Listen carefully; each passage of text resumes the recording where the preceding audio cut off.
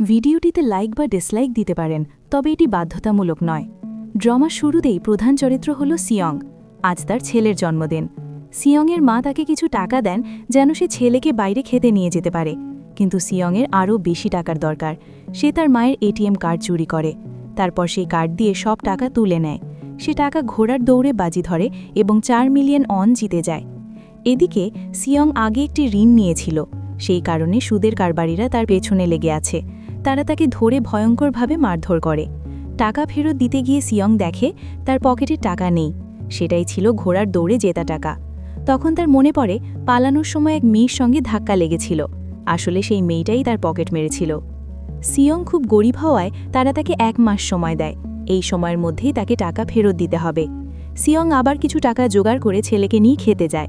এরপর সে ট্রেন স্টেশনে ছুটে যায়। দুর্ভাগ্যবশত সে ট্রেন মিস করে। স্টেশনে বসে থাকার সময় এক অচেনা লোক তার কাছে আসে। সিয়ং লোকটিকে চিনত না। রহস্যময় লোকটি বলে, আমি তোমার সঙ্গে একটা খেলা খেলতে চাই। সে বলে, তুমি যদি এই খেলায় জিতো আমি তোমাকে 1 লক্ষ অন দেব। অনেক টাকার কথা শুনে সিয়ং রাজি হয়। অনেকবার চর খাওয়ার পর সিয়ং খেলায় জিতে যায়। সে 1 লক্ষ অন পায়। অচেনা লোকটি তাকে একটি কার্ড দেয় এবং বলে, 8 টাকা কামাতে চাইলে এই নম্বরে ফোন করো। বাড়ি ফিরে সিয়ংয়ের মা তাকে জানায় তার মেয়ে আগামী বছর সৎবাবার সঙ্গে আমেরিকায় চলে যাবে। এখানে জানা যায় সিয়ং ডিভোর্সড এবং তার প্রাক্তন স্ত্রী আবার বিয়ে করেছে। সিয়ং চায় না তার মেয়ে এত দূরে চলে যাক। মেয়ের কাস্টাডি পেতে তার অনেক টাকার দরকার, তাই সে কার্ডের নম্বরে ফোন করে। সিয়ংকে অন্য কয়েকজনের সঙ্গে একটি ভ্যানে তুলে নেওয়া হয়। সবাইকে গ্যাস দিয়ে অজ্ঞান করা হয় এবং জেগে ওঠার পর তারা দেখতে পায় তারা সবাই একটি প্রতিষ্ঠানে আছে যেখানে আরও 455 জন মানুষ রয়েছে। তারা বুঝতে পারে তারা সবাই খেলোয়াড়, কারণ সবার গায়ে একই ধরনের পোশাক। এই জায়গার নিয়ন্ত্রক একজন মানুষ যাকে বলা হয় ফ্রন্টম্যান। সে সবার উপর নজর রাখছে। তাদের সবার একটি মিল আছে, তারা সবাই বিশাল ঋণে ডুবে আছে। সিয়ংয়ের পরিচয় হয় প্লেয়ার 001-এর সঙ্গে। সে একজন বুড়ো মানুষ, তার ব্রেন টিউমার আছে। এই কারণেই সে এখানে এসেছে। যেহেতু তার জীবন প্রায় শেষ, তার আর হারানোর কিছু নেই। 2 খেলোয়াড়ের মধ্যে ঝগড়া বেঁধে যায়। একজন মেয়ে সাইবিয়ক এবং একজন লোক জ্যাং। সাইবিয়ক সেই মেয়েটি যে সিয়ংয়ের টাকা চুরি করেছিল, সেই তার পকেট মেরেছিল। সিয়ং সঙ্গে সঙ্গে তাকে চিনে ফেলে। সে তার টাকার ব্যাপারে কথা বলতে তার কাছে যায়। এদিকে গোলাপি পোশাক পরা কিছু গার্ড সেখানে এসে হাজির হয়। তাদের মুখ ঢাকা থাকে। গার্ডরা খেলোয়াড়দের বলে, তোমাদের এখানে মোট 6টি খেলা খেলতে হবে। এই খেলাগুলোর বিজয়ী পাবে বিপুল পরিমাণ টাকা। এরপর সবার কাছ থেকে একটি চুক্তিতে সই নেওয়া হয়। এই চুক্তির প্রথম শর্ত হল কোনো খেলোয়াড় স্বেচ্ছায় এই খেলা ছেড়ে যেতে পারবে না।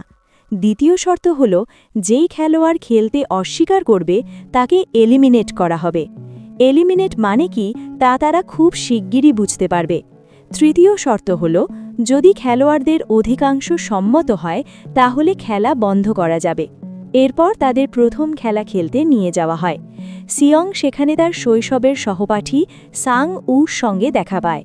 সিয়ং খুব অবাক হয়, কারণ তার তো বিদেশে ব্যবসার কাজে থাকার কথা ছিল। প্রথম খেলায় থাকে একটি বিশাল পুতুল। এই খেলার নিয়ম খুব সহজ। যখন পুতুল গান গাইবে তখন তাদের সামনে এগোতে হবে, আর যখন গান বন্ধ হবে তখন একদম স্থির হয়ে দাঁড়াতে হবে। কেউ নড়াচড়া করতে পারবে না। যদি কেউ নড়ে তাকে এলিমিনেট করা হবে। শুরুতে সবাই ভাবে এটা একটা মজা, কিন্তু এক ছেলে নড়তেই তাকে গুলি করে মেরে ফেলা হয়। এটাই এলিমিনেশনের মানে। এর মানে হলো তাদের হত্যা করা হবে। এটা দেখে সবাই আতঙ্কিত হয়ে যায়। তারা বুঝতে পারে তারা ভয়ঙ্কর বিপদের মধ্যে আছে। ভয়ে আর আতঙ্কে তারা দৌড়াতে শুরু করে। এখন খেলার নিয়ম অনুযায়ী যে কেউ নড়লেই তাকে গুলি করা হয়। কোনোভাবে বেঁচে যাওয়া খেলোয়াড়রা খেলা শেষ করে। মৃতদেহগুলো সরিয়ে নেওয়া হয়, আর মূল 456 জনের মধ্যে মাত্র 201 জন বেঁচে থাকে। সব খেলোয়াড় ভীষণ ভীত এবং কেউই আর খেলতে চায় না। তারা তৃতীয় শর্ত প্রয়োগ করে, যাতে সংখ্যাগরিষ্ঠ চাইলে খেলা বন্ধ করা যায়। ফ্রন্টম্যান তাদের পুরস্কারের টাকা দেখিয়ে ভোটের ব্যবস্থা করে, যে টাকা বিজয়ী পাবে। কিন্তু তারা যদি খেলা ছেড়ে দেয় তাহলে এই টাকা মৃত খেলোয়াড়দের পরিবারকে দেওয়া হবে।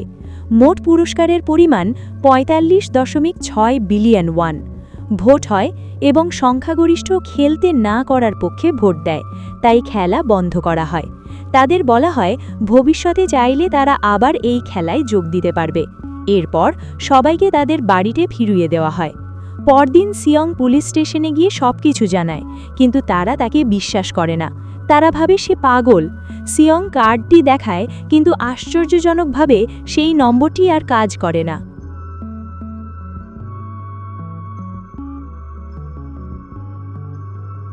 সিয়ং বাড়ি ফিরে আসে, কিন্তু তার মা সেখানে নেই। সিয়ংয়ের সহপাঠী সাঙ্গু গোপনে তার মায়ের ওপর নজর রাখছিল। এদিকে সিয়ং এসে পৌঁছায়। হতাশ হয়ে সাঙ্গু সিয়ংকে বলে, আমি 6 বিলিয়ন ওনের ঋণে ডুবে আছি। সে ব্যাখ্যা করে সে তার ক্লায়েন্টদের টাকা শেয়ার ফিউচারে বিনিয়োগ করেছিল। দুর্ভাগ্যজনকভাবে সব টাকা হারিয়ে গেছে। এরপর সিয়ং হাসপাতাল থেকে ফোন পায়, তার মায়ের পায়ে গুরুতর আঘাত লেগেছে। ডায়াবেটিসের চিকিৎসা না করায় ক্ষতটা আরও বড় হয়েছে। ডাক্তার সিয়ংকে জানায়, তোমার মাকে বাঁচানো সম্ভব, কিন্তু তার পা কেটে ফেলতে হবে। এই অপারেশনের জন্য অনেক টাকা লাগবে। স্পষ্টতই সিয়ংয়ের কাছে কোনো টাকা নেই, এমনকি সে তার মায়ের ইন্স্যুরেন্সের টাকাও শেষ করে ফেলেছে। সিয়ং তার প্রাক্তন স্ত্রীর কাছে টাকা চাইতে যায়। তার স্ত্রী তাকে টাকা দিতে রাজি হয় না। সে তার বর্তমান স্বামীকে জানায় যে সিয়ং টাকা চাইতে এসেছিল। তার স্বামী এসে সিয়ংকে কিছু টাকা দেয় এবং বলে, আমার পরিবার থেকে দূরে থাকো। সিয়ং তাকে মারতে শুরু করে। ঠিক তখনই তার মেয়ে এসে পড়ে। এরপর আলী, সিয়ংয়ের এক বন্ধু, তার মজুরি চাইতে বসের কাছে যায়। বস টাকা দিতে অস্বীকার করলে তাদের মধ্যে মারামারি শুরু হয়। মারামারির সময় বসের হাত একটি মেশিনে ভয়াবহভাবে আহত হয়, আর এই সুযোগে আলী টাকা নিয়ে পালিয়ে যায়। বাড়ি ফিরে আলী তার স্ত্রীকে বলে বাচ্চাকে নিয়ে প্রথম ফ্লাইটেই এখান থেকে চলে যেতে। সাইবিয়ক একজন এজেন্টের সঙ্গে দেখা করে, কারণ তাকে উত্তর কোরিয়া থেকে তার মাকে দক্ষিণ কোরিয়ায় পাচার করে আনতে হবে। সাইবিয়কই সিয়ংয়ের টাকা চুরি করেছিল। তার মাকে নিয়ে আসার জন্যই তার টাকার দরকার। সাইবিয়কের একটি ছোট ভাই আছে এবং সে তাকে প্রতিশ্রুতি দিয়েছে তাদের মাকে নিয়ে আসবে। এরপর দেখা যায় এক পুলিশ অফিসারকে, তার ভাই নিখোঁজ। অফিসার তার ভাইয়ের বাড়িতে যায়। সে দেখতে পায় তার ভাই কয়েকদিন ধরে বাড়ি ফেরেনি। ঘর তল্লাশি করতে গিয়ে অফিসার একটি কার্ড পায়, যেটা সে আগে পুলিশ স্টেশনে সিয়ংয়ের কাছে দেখেছিল। অফিসার সিয়ংয়ের কাছে গিয়ে কার্ডটির ব্যাপারে জিজ্ঞেস করে, কিন্তু সিয়ং উত্তর দিতে অস্বীকার করে। সিয়ং বাড়ি ফিরে দেখে সেই একই কার্ড তার জন্য অপেক্ষা করছে। সিয়ং সিদ্ধান্ত নেয় সে আবার খেলায় যোগ দেবে। ফিরে যাওয়া সব খেলোয়াড়কে একটি জাহাজের কাছাকাছি জায়গায় নিয়ে যাওয়া হয়। অফিসারও গোপনে গাড়িগুলোর পিছু নেয়। সে এক গার্ডকে অচেতন করে পানিতে ফেলে দেয়। খেলোয়াড়দের একটি দ্বীপের ভেতরের স্থাপনায় নিয়ে যাওয়া হয়। তারা জানে না পরের খেলা কী হবে বা কিভাবে সেটা খেলা হবে। তারা দল গঠন করতে শুরু করে। রাতে সাইবিয়ক আর আরেকজন মহিলা খেলোয়াড় বাথরুমে যায়। গার্ডদের চোখ এড়িয়ে সাইবিয়ক স্থাপনাটা ঘুরে দেখে। সে লক্ষ্য করে গার্ডরা বড় বড় হাঁড়িতে কিছু রান্না করছে। গার্ডরা সন্দেহ করতে শুরু করে, একজন বাথরুমে চেক করতে আসে। ততক্ষণে সাইবিয়ক ফিরে গেছে। সাইবিয়ক তার বন্ধুকে সব কিছু বলে, কিন্তু সাঙ্গু গোপনে সব শুনে ফেলে। সে সাইবিয়কের কাছে জানতে চায়, আর সাইবিয়ক বলে তারা বড় হাঁড়িতে কিছু রান্না করছিল। এরপর সব খেলোয়াড়কে খেলার মাঠে নিয়ে যাওয়া হয়। তাদের সামনে 4টি আলাদা আকৃতি রাখা থাকে, আর প্রত্যেককে একটি করে বেছে নিতে হয়। সাঙ্গু বুঝে ফেলে খেলাটা কি এবং কি করতে হবে। সে সিয়ংয়ের দলকে বলে সবাই যেন ভিন্ন ভিন্ন আকৃতি বেছে নেয়। এরপর তাদের হাতে দেওয়া হয় ডালগোনা নামের একটি মিষ্টির কৌটা, যার ভেতরে একটি নির্দিষ্ট আকৃতি বসানো থাকে। খেলাটা হলো কোনোভাবে সেই আকৃতিটা বের করতে হবে।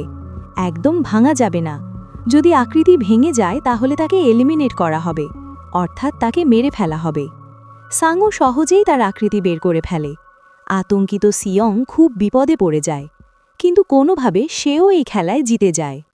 এরপর তাদের আবার ডরমিটরিতে ফিরিয়ে আনা হয়। সেখানে ফিরে আসে মাত্র 107 জন খেলোয়াড়, অর্থাৎ বেঁচে থাকে মাত্র 108 জন।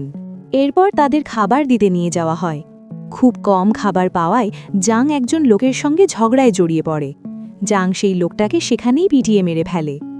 দেখা যায় একজন ডাক্তারও খেলোয়াড়দের মধ্যে রয়েছে। সে মৃত খেলোয়াড়দের শরীর থেকে অঙ্গ বের করে কিছু গার্ডের সাহায্যে বিক্রি করে। এই কারণেই মৃতদেহ সরানোর সময় তাদের কিছু অঙ্গ হারিয়ে যেত। এই সব কিছু আগেই পরিকল্পনা করা ছিল। ফ্রন্টম্যানের অজান্তেই এটা গোপনে চলছিল। এজন্য কন্ট্রোল রুমে তাদের নিজের লোক বসানো ছিল। সে সব ভিডিও ফুটেজ মুছে দিত। গার্ডরা আগেই ডাক্তারকে পরের খেলার খবর দিত, যাতে সে বেঁচে থাকতে পারে। একজন গার্ড ডাক্তারকে জানায়, আজ আমরা খেলোয়াড়দের কম খাবার দিয়েছি, যাতে তারা নিজেদের মধ্যে মারামারি করে। এর ফলে সব দুর্বল খেলোয়াড় বাদ পড়বে। এরপর গার্ড ডাক্তারকে পরের খেলার কথাও জানায়। এখন 30 মিনিটের মধ্যে লাইট বন্ধ হয়ে যাবে। সাংউ জানে জাংয়ের দল কিছু সহিংস কাজ করবে। সে তার দলকে ডেকে বলে, ব্যারিকেড বানাও আর সতর্ক থাকো। ডাক্তার জাংয়ের দলে যোগ দেয়। এখানে ডাক্তার জাংকে পরের খেলার কথা বলে। তারপর লাইট নিভে যায় আর জাং তার দল নিয়ে সবার উপর হামলা চালায়। একটি মেয়েকে মেরে ফেলার পর জাং সাইবিয়ককেও মারতে যায়, কিন্তু সিয়ং তাকে বাঁচায়। গার্ডরা এসে সবাইকে থামায়। এখন বেঁচে থাকে মাত্র 80 জন। পরে তাদের তৃতীয় খেলায় নিয়ে যাওয়া হয়। তাদের বলা হয় 10 জন করে দল গঠন করতে। সবাই তাই দল বানায়। জাং আগেই জানত পরের খেলাটা কি, তাই সে তার দলে কোনো নারী নেয় না। সে শুধু শক্তিশালী পুরুষদের নিয়ে দল বানায়। সাংউও তার দল বানায়, কিন্তু একজন খেলোয়াড় কম পড়ে, তাই মিনিও নামের এক নারীকে তাদের দলে নেওয়া হয়।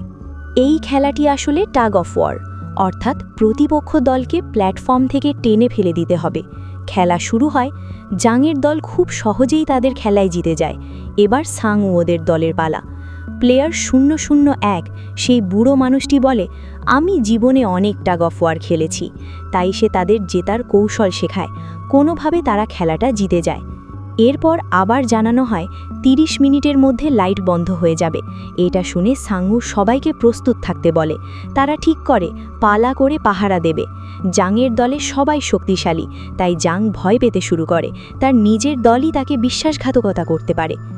এদিকে ডাক্তার আর কিছু গার্ড মৃতদেহ থেকে অঙ্গ বের করছে।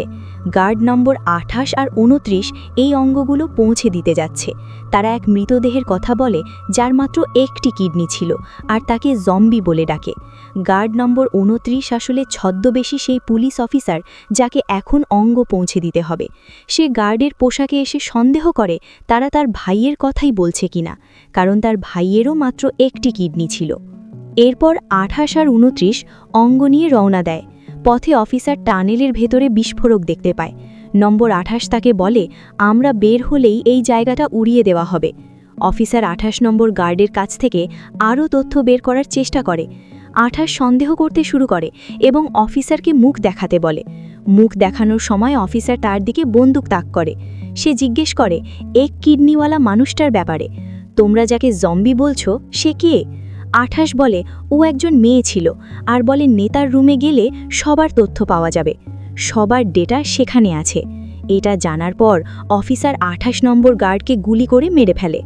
অন্যদিকে ডাক্তার পরের খেলার কথা জানতে এক গার্ডকে জিজ্ঞেস করে, কিন্তু এবার গার্ডরাও জানে না পরের খেলাটা কি। এতে ডাক্তার ভীষণ ক্ষেপে যায়। সে মারামারি করে, এক গার্ডকে জিম্মি করে এবং তাকে মেরে পালিয়ে যায়। আরেকজন গার্ডও ডাক্তারকে ধাওয়া করে এবং একটি খেলার মাঠে পৌঁছে যায়। গার্ডটি তাকে ফাঁদে ফেলে মারতে যাচ্ছিল, ঠিক তখন ফ্রন্টম্যান এসে সেই গার্ডকে গুলি করে মেরে ফেলে। তারপর ডাক্তারকেও মেরে দেয়। পথে সে নম্বর 28-এর মৃতদেহও দেখতে পায়। সে বুঝে যায় এই স্থাপনায় একজন অনুপ্রবেশকারী আছে। অফিসার ফ্রন্টম্যানের রুমে পৌঁছে যায়। তল্লাশি করতে গিয়ে সে একটি আর্কাইভ রুমে ঢোকে, যেখানে সবার রেকর্ড রাখা আছে। অফিসার আগের বিজয়ীদের তালিকা দেখে। সেখানে সে তার ভাইয়ের নাম খুঁজে পায়, অর্থাৎ তার ভাই আগেও এই খেলায় জিতেছিল। এরপর খেলোয়াড়দের চতুর্থ খেলায় নিয়ে যাওয়া হয়। তাদের বলা হয় একজন করে সঙ্গী বেছে নিতে। সবাই নিজের সঙ্গী বেছে নেয়। জি ইয়ং নামের এক মেয়েও সঙ্গী খুঁজতে চেষ্টা করে, কিন্তু কেউই তার সঙ্গী হতে চায় না। এরপর প্রত্যেক খেলোয়াড়কে 10টি করে মার্বেল দেওয়া হয়। খেলাটা হলো নিজের সঙ্গীর কাছ থেকে সব মার্বেল জিতে নিতে হবে। কোনো জোর জবরদস্তি করা যাবে না। যাদের শেষে কোনো মার্বেল থাকবে না তাদের মেরে ফেলা হবে। সাংউ আর আলী জোর বিজোর খেলা খেলে। তাদের একে অপরের হাতে থাকা মার্বেলের সংখ্যা আন্দাজ করতে হয়। আলী সাংউর সব মার্বেল জিতে নেয়, ফলে শেষ রাউন্ডে সাংউর হাতে থাকে মাত্র একটি মার্বেল। সাংউ বুঝে যায় তার জীবন প্রায় শেষ। সে আলীকে প্রতারণা করে বিশ্বাস করায় যে তারা একসঙ্গে দল বানিয়ে দুজনেই বেঁচে যাবে। প্রতারণা করতে করতে সাংউ গোপনে আলীর মার্বেলের বদলে পাথর রেখে দেয়। আসল মার্বেলগুলো নিয়ে সে গার্ডকে দেয়, তারপর সেখান থেকে চলে যায়। আলী নিজের থলি খুলে দেখে ভেতরে মার্বেলের বদলে পাথর। এদিকে প্লেয়ার নম্বর 1 সেই বুড়ো মানুষটির অবস্থা আরও খারাপ হয়ে যায়, তাই সে এলোমেলোভাবে ঘুরে বেড়াচ্ছিল। সিয়ং তাকে খেলার জন্য প্রস্তুত করে আর তারাও জোর বিজোর খেলা খেলে। বুড়ো মানুষটি সিয়ংয়ের সব মার্বেল জিতে নেয়, কিন্তু শেষ রাউন্ডে সে ভুলে যায় সে কী বেছে নিয়েছিল। সিয়ং তাকে ঠকিয়ে নিজের মার্বেলগুলো ফেরত নেয়, কিন্তু বুড়ো মানুষটি খুব চালাক ছিল, তার কাছে তখনও একটি মার্বেল ছিল। সে আবার ঘুরে বেড়াতে শুরু করে আর সিয়ং আবার তাকে খেলার জন্য অনুরোধ করে। বুড়ো মানুষটি বলে, আমি জানি তুমি আমাকে ঠকিয়ে সব মার্বেল নিয়ে নিয়েছ। সে বলে, আমি সব বুঝছিলাম কিন্তু বোকা সেজেছিলাম। এটা শুনে সিয়ং বন্ধুত্বের খাতিরে তার শেষ মার্বেলটি তাকে দিয়ে দেয়। সাইবিওক আর জিয়ঙ্গও একটি খেলা খেলছিল। তাদের খেলাটা ছিল যার মার্বেল দেয়ালের সবচেয়ে কাছে যাবে সে জিতবে। প্রথমে সাইবিওক তার মার্বেল ছোড়ে, এরপর জিয়ঙ্গের পালা এলে সে ইচ্ছা করেই লক্ষ্যভ্রষ্ট করে। এটা দেখে সাইবিওক তাকে আবার ছুটতে বলে, কিন্তু তার বন্ধু বলে, না সাইবিওক, আমি একা, আমার ফিরে যাওয়ার মতো কিছু নেই। কিন্তু তোমার যদি কিছু হয়ে যায় সেটা ভালো হবে না, তোমার ছোট ভাই তোমার জন্য অপেক্ষা করছে। এরপর জিয়ংকে মেরে ফেলা হয়, তাদের মৃতদেহ সরিয়ে নেওয়া হয়, সবাই আবার ডরমেটরিতে ফিরে আসে। জ্যাং লক্ষ্য করে মিনিও এখনও বেঁচে আছে, সে শান্তভাবে বসে আছে। এখানে জানা যায় মিনিও আগে থেকেই জ্যাংকে চিনত, তাদের সংঘর্ষের পেছনে একটা কারণ ছিল। মিনিও তাকে হুমকি দেয়। এরপর ফ্রন্টম্যান এক মৃতদেহের পাশে পুলিশ অফিসারের আইডি কার্ড খুঁজে পায়। তারপর ফ্রন্টম্যানকে জানানো হয় তার ভিআইপি অতিথিরা এসে গেছে। ফ্রন্টম্যান তাদের গ্রহণ করতে যায়, সব ভিআইপিকে তাদের ঘরে নিয়ে যাওয়া হয় এবং পরে ফ্রন্টম্যান আরেকজন লোককে ভিআইপিদের আগমনের খবর দেয়। এই লোকটাই মূল পরিকল্পনাকারী, যার সম্পর্কে আমরা পরে আরও জানব। পরদিন সবাইকে পঞ্চম খেলায় নিয়ে যাওয়া হয়। সেখানে 1 থেকে 16 পর্যন্ত নম্বর লেখা বুকে লাগানোর কার্ড রাখা ছিল, আর খেলোয়াড়দের একটি করে নম্বর বেছে নিতে বলা হয়। এর মানে হলো তারা সেই নম্বর অনুযায়ী পালা পাবে। শেষে শুধু প্রথম আর শেষ নম্বরটাই বাকি থাকে, নম্বর 1 আর 16। সিয়ং বুঝতে পারে না কোন নম্বর নেবে। যদি সে প্রথম নম্বর নেয় তাহলে সে অসুবিধায় পড়বে, কারণ সে খেলাটা জানে না। আর যদি শেষ নম্বর নেয় তাহলে সময় শেষ হয়ে যেতে পারে, তার পালাই নাও আসতে পারে। ঠিক তখনই এক লোক এসে বলে, আমি প্রথম নম্বরটা চাই, কারণ আমি জীবনে কখনো প্রথম হইনি। তাদের নতুন একটি খেলার ঘরে নিয়ে যাওয়া হয়।